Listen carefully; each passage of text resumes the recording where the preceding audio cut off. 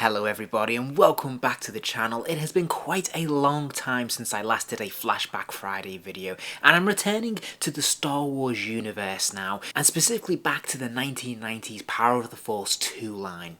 And the sets that I'm going to be taking a look at today are actually some of my personal favourites. I absolutely adored these action figure and vehicle sets. I always loved the speeder bike sequence in Return of the Jedi, and it was tremendously exciting to me as a child to be able to relive that action sequence with these three sets, and I thought these are absolutely tremendous. And whilst Kenner could sometimes jump the shark with this line, searching for an action feature, this one had one pretty much built in, and it was probably the most fun of any of the Star Wars figures in this collection. So without further ado, I'm going to start off by taking a look at the Imperial speeder bike. Now, this was the first of the three sets to be released, and you can kind of tell that by looking at the branding on the packaging, where we see that red lightsaber effect in the background. Obviously, later on, this would get a refresh and would change to a green lightsaber. But these early ones had the red lightsaber, and that's how you know it's one of the earlier releases. I really like this packaging, although by today's standards, it does look a little bit basic, actually, I have to say. But at the time, I used to find this tremendously exciting. We have the Star Wars logo, we have Darth Vader's helmet in top left-hand corner. We've got that fantastic photo of the speeder bike in action. It looks pretty authentic, it looks screen accurate, and we even have a little bit of a Photoshop job there where we can see the ground as if it's hovering above the ground. And of course, we have the window display there of the action figure that is included. And when we flip it, we can see that a large portion of this packaging is taken over by the explanation of the action feature, which is really selling this toy, I think. And I think this just looks really cool, the way they've demonstrated this. I think this is a really fun image. And of course, we can see the other vehicles that are available as part of this collection. And I've covered a lot of these and all of these previously on the channel. I still think this is tremendously fun packaging. I still like seeing this on display all these years later.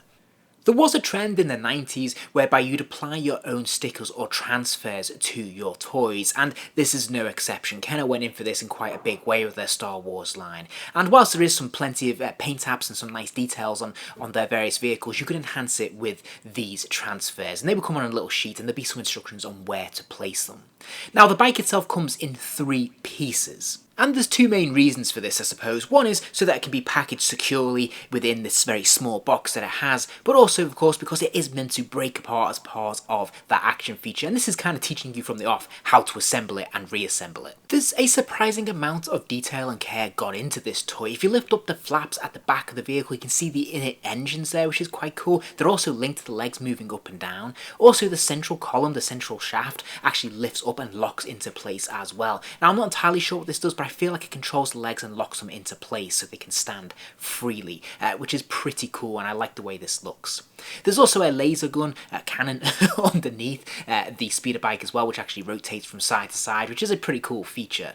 And all in all, I have to really commend Kenner on their approach here, because I think the scaling is really nicely done. It seems to be pretty screen accurate. There's an awful lot of detailing here, a surprising amount of detailing, I would say, in the actual sculpt itself. You can see lots of different rivets, grooves, wiring and bits and pieces. But also, I really like the thought that's gone into the colouring of this vehicle as well. It would have been easy to just produce this in a base plastic, which is pretty much what they've done, but there's actually two tones of brown to it, which is really cool. And they've complemented this with some nice paint apps as well, adding some silver paint here and there to create the effect of it being a little bit worn. It's seen a few scrapes, it's been through a little bit of battle or whatever. It just looks a lot more realistic, a lot more screen accurate, which is just really nice and really thoughtful, and they've really pushed the boat out on this, and I think they've just done a really tremendous job. Another thing worth pointing out is that whilst the stickers are pretty much the same for all of the speeder bikes, there actually are a few nuances, a few little differences between each of the speeder bikes, which gives them their own personality, their own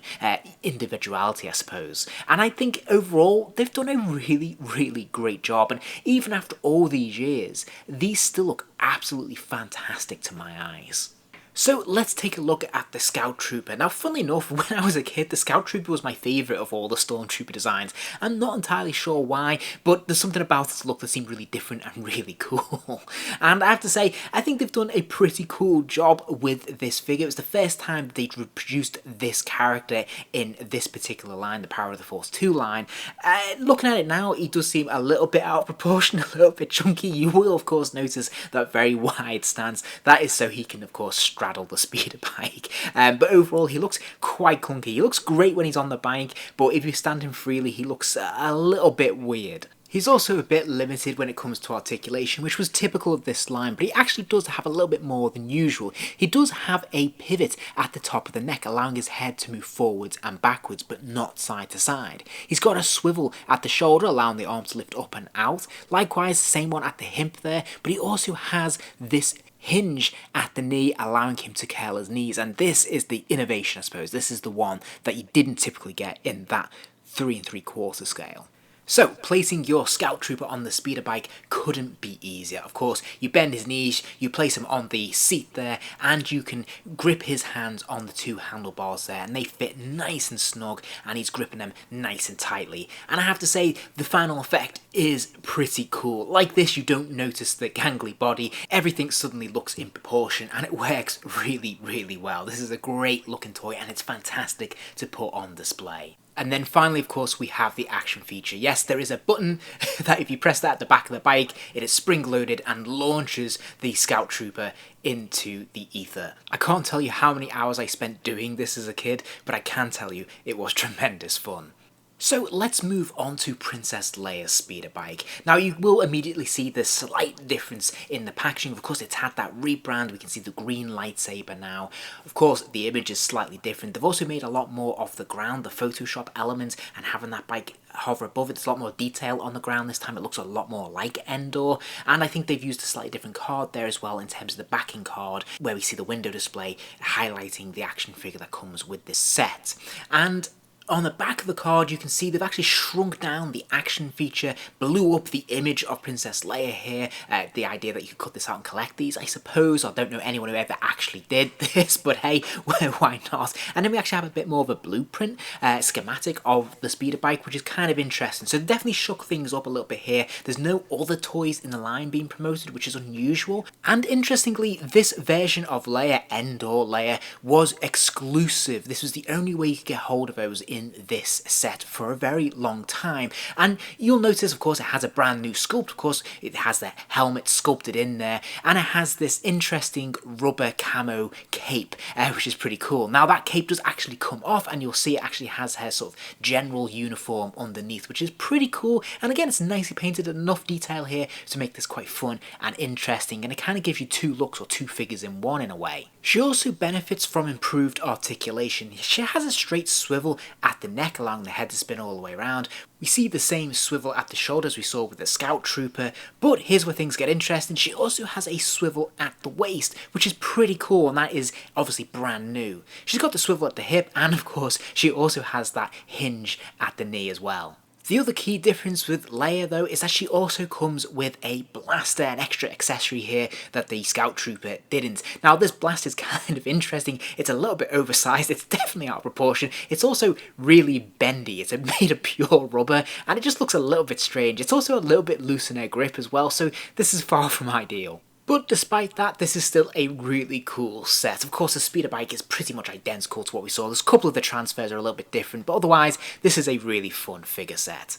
Okay, and then finally we have Luke Skywalker. Now, interestingly, they've just called this speeder bike. They haven't called it Luke Skywalker on speeder bike. It's just speeder bike, and it obviously does benefit from being a secondary release because, of course, we have that green lightsaber branding. But I feel like Luke came before Leia, and actually, it's quite interesting if we look at the back of the packaging because we can see it's quite similar to the Leia packaging. We have the stats that you can cut out. We have the smaller image of the breakaway feature, but we actually have a couple of other brand new ships in this line that we haven't seen previously advertised on any of this packaging. We have the Snowspeeder, we've got the Millennium Falcon, and the T-16 Skyhopper. So we can really see that by this point the line is starting to expand a lot more and we're seeing more and more vehicles being introduced, which is really exciting.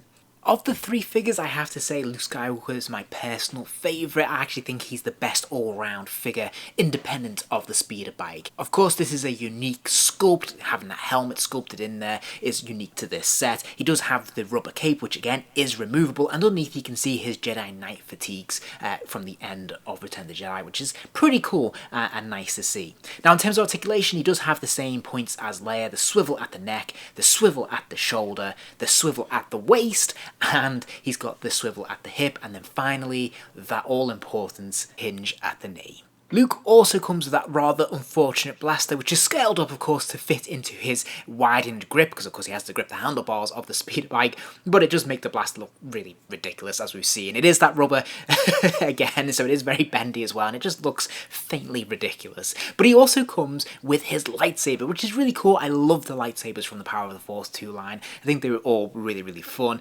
But this one is also extra thick and long, just so he can hold it. So you can see that the actual hilt of the lightsaber is really, really chunky. But as I say, of the three figures, I'd probably say Luke Skywalker is the best, because he comes with the most accessories. He has the same fantastic speeder bike with the same functionality, but he just feels like you're getting a little bit more for your money here. But all things considered, this is a fantastic set of toys. Some of my favourites in the Power of the Force 2 line in total. They're fun and playful and ideal for children, and yet at the same time there's something that's actually collector friendly about them too. They still look great on display all these years later, and I was really surprised unboxing these once more and thinking, yeah, these look pretty good even by today's standards. And sure, the actual figures themselves, when they're removed from the bikes, do look very clunky and very much of the time. Of course, this line does get a lot of criticism for being overly muscular and clunky, and yeah, they definitely have that in spades here. There's no two ways about it. And yet when they're on the bikes and you put them on a display, they look really interesting. There's something really fun about them, and weirdly enough, the speeder bikes themselves seem really screen accurate and really authentic, and there's a lot of attention to detail here, which, you know, definitely would look good, just as good today on the shelves as it did back then. So there's something about these where I think they actually cross the two worlds very, very nicely for collectors and children as well, and there's something really fun about them. Now, of course, I'm biased. I grew up playing with these toys and I love them so much. I'm definitely looking back with rose-tinted glasses, but I have to say, upon reopening them for this video, I've been really impressed, and I'm really, really glad that I have these guys. If you enjoyed this video, please do give it a like, and remember to subscribe, as there'll be plenty more videos soon.